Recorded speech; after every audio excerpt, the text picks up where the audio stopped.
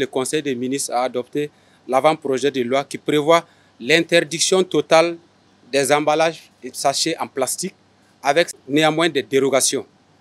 L'avant-projet de loi comporte les innovations suivantes. Une interdiction générale de tous les types d'emballages et de sachets plastiques, qu'ils soient biodégradables ou non. Dans la précédente loi, on parlait de biodégradables en 6 mois. Pour la présente loi, c'est interdit que ce soit biodégradable ou non. Une interdiction de tous les emballages et sachets plastiques à usage unique ou encore jetables. Certainement, certains vont demander, c'est les sachets que nous appelons généralement les sachets noirs. Voilà donc pour dire la terminologie, les sachets noirs sont interdits.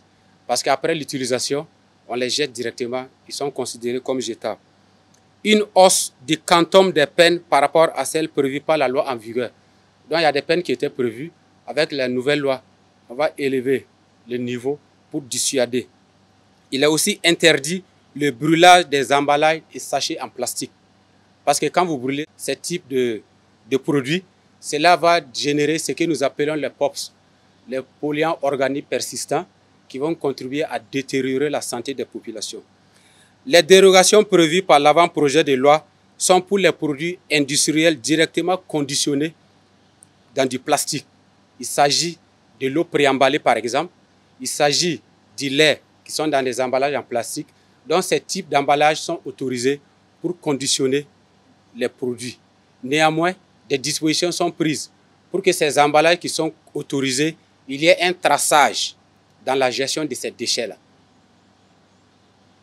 Également pour la recherche et les questions de santé publique, les types d'emballages utilisés à ce niveau-là sont autorisés. En interdisant tout type d'emballage et sachets en plastique, il est mis en exergue la promotion des alternatives au plastique. Le Conseil des ministres a instruit pour que des dispositions soient prises et des accompagnements aux acteurs pour que les alternatives soient utilisées. Ces alternatives doivent être dans des matériaux bio. Nous avons déjà des matériaux bio dans notre pays.